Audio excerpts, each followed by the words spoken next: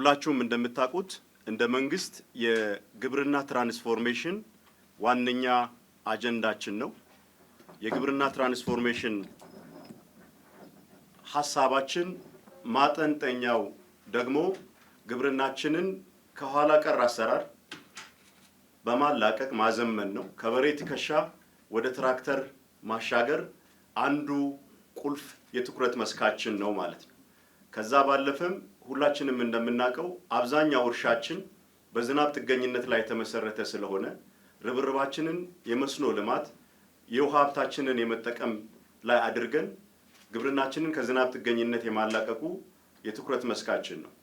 ያ ብቻ ሳይሆን ከእጅ ወዳፍ የሆነውን የምርትና ምርታማነት ሂደታችንን ከሰብሲስተንት አላቀን ለኢንዱስትሪ በሚሆን ከዛም አልፎ ኤክስፖርቱን መደገፍ በሚችል ልክ ግብርናችንን ማሳደግ ትልቅ የትኩረት አጀንዳችን ነው። እነዚህን አጀንዳዎች ለማሳካት በርከት ያሉ ኢንተርቬንሽኖች የሚያስፈልጉ ሲሆን ከዚያ ውስጥ የቅድሚያ የሚሰጣቸውን ጉዳዮች ለይተን መረባረብ አስፈላጊ በመሆኑ በዛሬው ዕለት የግብርና ትራንስፎርሜሽንን ለማሳካት እንደ ቁልፍ መግቢያ አድርገን ከምንጠቀምባቸው ስትራቴጂዎች መካከል በሁለቱ ላይ እንወያያለን። አንዱና መሰረታዊው የሜካናይዜሽን ስትራቴጂ ነው። የሜካናይዜሽን ስትራቴጂ ያስፈለገበት ዋነኛው ምክንያት እስካሁን እያረስን ያለነው መሬታችን በአብዛኛው በሰው ጉልበትና በበሬ ትከሻ ላይ የተመሰረተ ኋላ ቀር የአሰራር ዘይቤን የሚከተል በመሆኑ ነው። ከዚህ ለመላቀቅ ደግሞ ከአመለካከት ጀምሮ ሰፊ ማነቆ ነው ያለብን።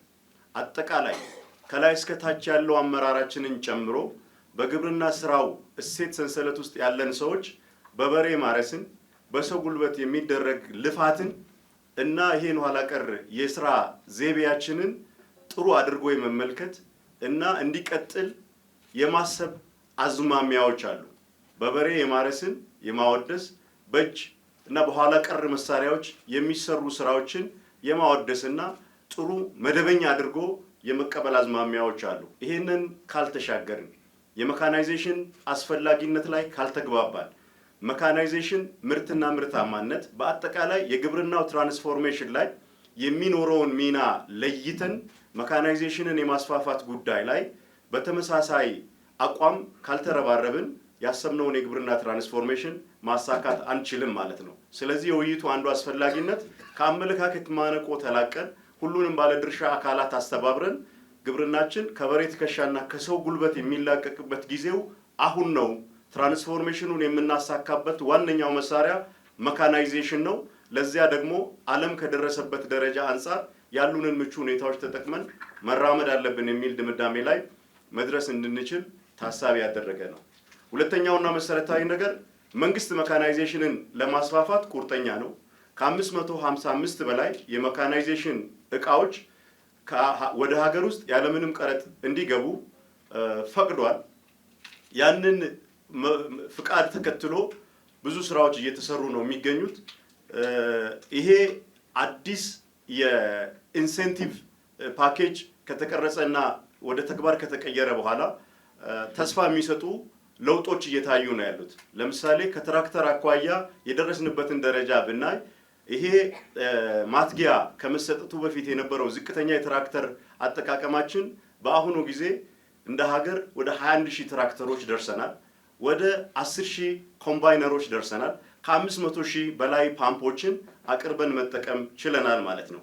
በዚህም በአጠቃላይ በተደረገው እንቅስቃሴ እያለማነው ካለው መሬት ውስጥ ወደ 6.3 ሚሊዮን ሄክታር የሚሆነውን በሜካናይዜሽን ማልማት ደርሰናል። ይሄ ካለን እምቅ አቅም ዓለም ከደረሰበት አጠቃላይ ሁኔታ አንጻር በምንመለከትበት ጊዜ ኋላ የቀረ ቢሆንም ከተጀመረበት አጭር ጊዜ አንጻርና መንግስት ማትጊያውን ከሰጠ በኋላ ያለው መነቃቃት ጥሩ እንደሆነ ማየት ይቻላል ማለት ነው። ያ ብቻ ሳይሆን መንግስት ከዚህ በፊት ለትራክተር፣ ለኮምባይነር፣ ለፓምፕና ለሌሎች የግብርና መሳሪያዎች ከብድር አቅርቦት አኳያ ያሉ ማነቆችን በመለየት የተለያዩ የብድር ፓኬጆችን በመቅረጽ በ10 90 በ20 80 እንዲሁም ደግሞ በ30 70 በሚባሉ ፓኬጆች ከጥቃቅንና አነስተኛ ጀምሮ አርሶ አደሮች በብድር የማሽነሪዎችን የሚያገኙበት የሜካናይዜሽን እቃዎችን የሚያገኙበት ምቹ ሁኔታዎችን ፈጥሮ በመንቀሳቀስ ላይ ይገኛል።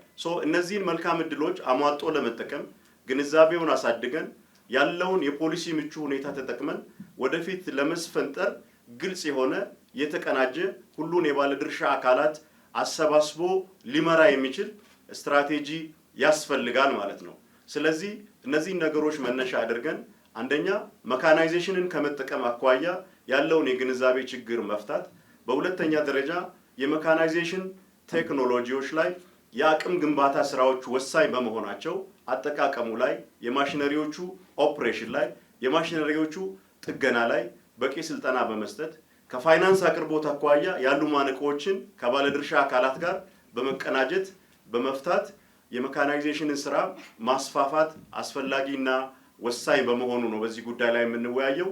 ከዛም ባለፈ አገር በቀል አቅሞቻችንን አሰባስበን በመጠቀም ማሽነሪዎችን አገር ውስጥ የመገጣጠም ማሽነሪዎችን ሀገር ውስጥ ባሉ የፈጠራ ስራዎች የመፈብረክ የመስራት አቅምን በአግባቡ በማበረታታት ከበሬ ትከሻ የመላቀቅ ከሰው ጉልበት የመላቀቁን ስራ አጠናክረን መቀጠል ወሳኝ በመሆኑ ነው በዚህ ጉዳይ የምንወያየው።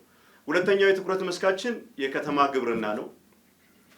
በመደመር መጽሐፍ የግብርና ገጽ ላይ እንደተቀመጠው የግብርና ትራንስፎርሜሽናችንን የምናሳካበት አንዱ የመፍትሄ አቅጣጫ ቦታን በመጠቀም ነው።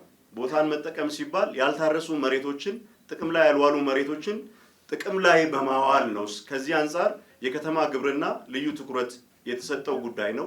ከዚህ በፊትም እንደ አንድ ኢኒሼቲቭ ተቀርጾ ሰፋፊ ስራዎች ይሰሩበት ነበረ።